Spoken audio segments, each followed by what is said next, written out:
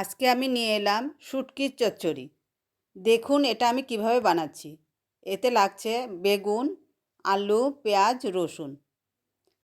একটা শুটকি নিয়ে নিলাম।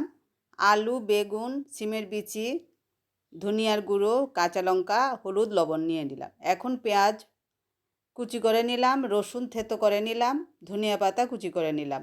শুটকিটাকেও কেটে নিলাম। শুটকির মাথা এবং লেজটা ফেলে দিলাম। শুটকিটা ভালো করে ধুয়ে এখন একটু থেতো করে নেব। দেখুন থেতো করে নিলাম।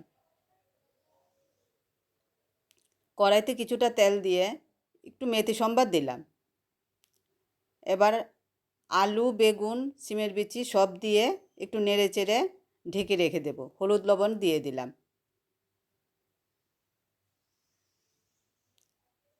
এবার নেড়ে চেড়ে ভেজে নামিয়ে নেব।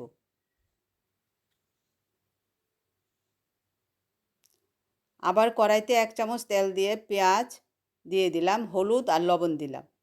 এখন একটু নেড়ে চেড়ে আবার ঢেকে রাখবো। পেঁয়াজটা ভেজে নামিয়ে রাখবো।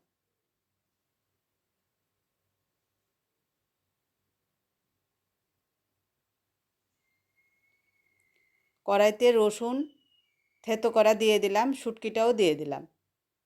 কিছুক্ষণ ভেজে নেব এটা।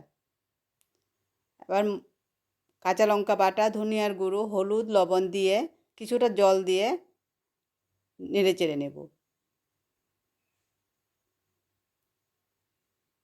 এখন আমি ভাজা বেগুন, পেঁয়াজ, রসুন, আলু সব দিয়ে দেব।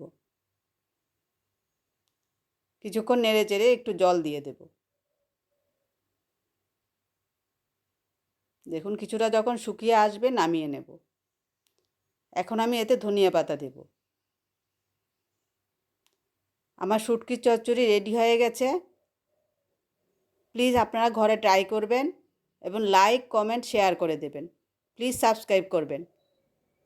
আমি আসছি নতুন রেসিপি নিয়ে।